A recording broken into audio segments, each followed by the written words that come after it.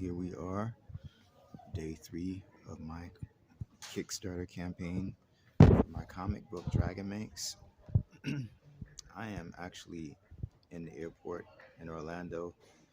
I flew in, spent a little time with my family, but I thought, hey, I should still make a video anyway. I actually missed my flight earlier today. I was supposed to actually leave out of LA at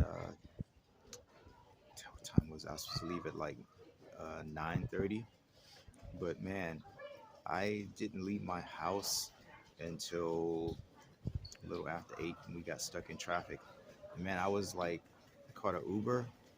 Well, no, actually, I caught a Lyft because Uber was like $110 and Lyft was $62 at first. Then it was 65. So I was like, well, let me just wait. And, sometimes the price would fluctuate. So I waited and waited and it kept going up. And Lyft finally went up to like 72, 75, and Uber was still going up. So I just, I tried a little trick that sometimes seemed to work. So I restarted my phone, and yeah, the price rate went down to 60. It was like $65, and I was like, okay, you know what? I can't wait any longer. I tried calling the cab. That wasn't working. They put me on hold for like forever. But I'm glad I still actually have a phone number for a taxi just in case of an emergency, because I know sometimes Uber and Lyft are sometimes undependable, especially when you're at the airport and you're waiting. The prices are really, really high. So I noticed a lot of people. I think the last time I flew in LA, there were a lot of people waiting for taxis because Uber and Lyft was so expensive. There's a trick to get around that, but I'm not going to reveal that. Well, I guess I can.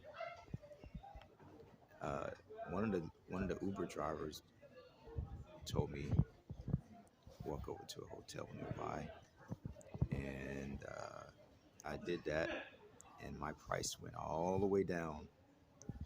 So yeah, so that's how I paid like $35 as opposed to paying like, I think the price was like 160 something dollars.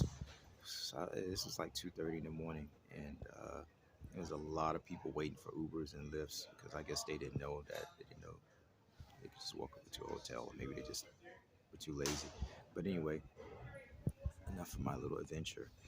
So I'm doing a Kickstarter for my comic. I tried doing a Kickstarter before. Crowdfunding is really a science. It's not just as simple as just posting a video and hoping that people will support your project. You actually have to engage people and post often. And they told me to do videos. Videos seem to work better.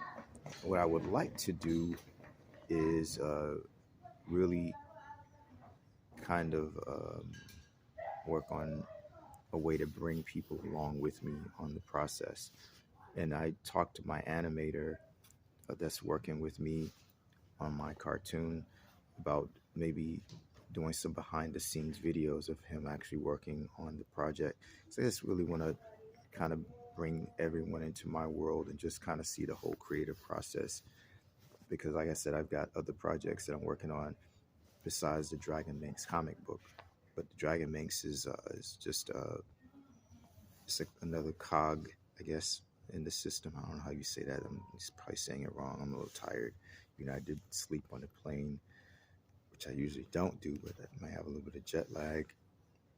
I'm working on a bunch of other projects, and everything is connected.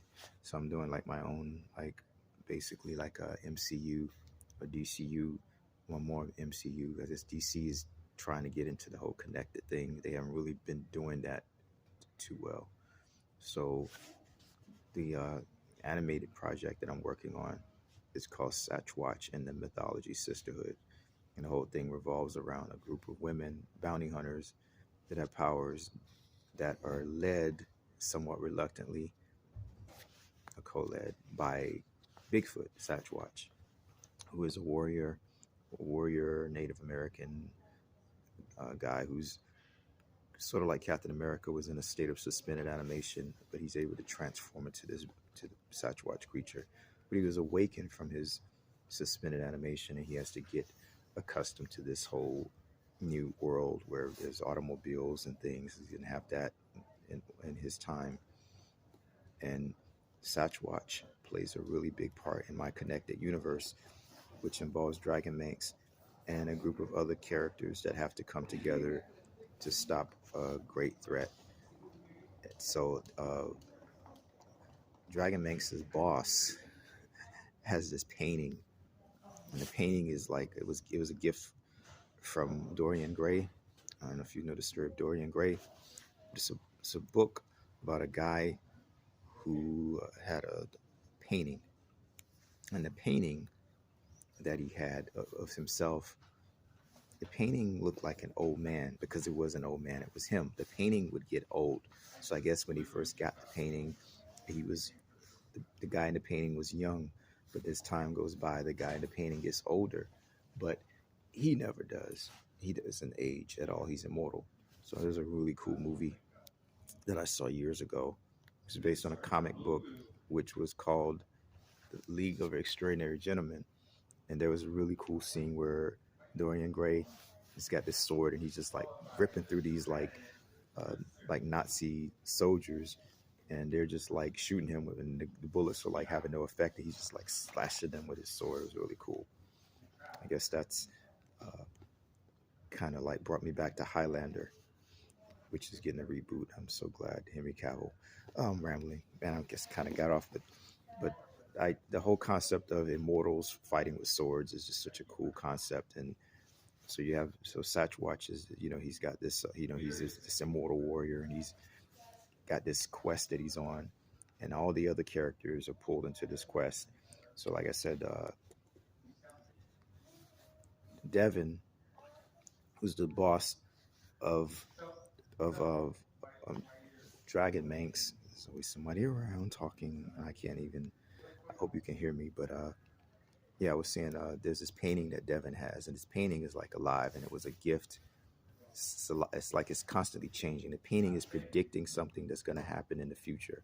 So Devin has this painting, and in this painting there's Satchwatch, there's Dragon Manx, and there's some other characters. And the painting changes now and then because it's like more like an organic type of thing. But the painting is predicting this great war that's going to come. So the painting is the key. But Satchwatch is one of the chosen few who will fight against this great threat. And Dragon Manx plays a really big part in all of this too. So you will get to witness his metamorphosis as he evolves into the hero. Because Dragon Manx is going through a change right now where he's just basically trying to figure out his place in the world. Does he really want to continue to be a hero? But because his powers are not really working the way they're supposed to. I'll let you in on a secret about Dragon Manx. His powers they're not messing up, and he's not losing his powers. They're evolving. They're rebooting themselves so that they can be effective when a certain situation arises. But I'll talk more about that in the future. So yeah, this is day 3 of my campaign for Dragon Manx. I just want to make another video, and I will be back tomorrow with another one.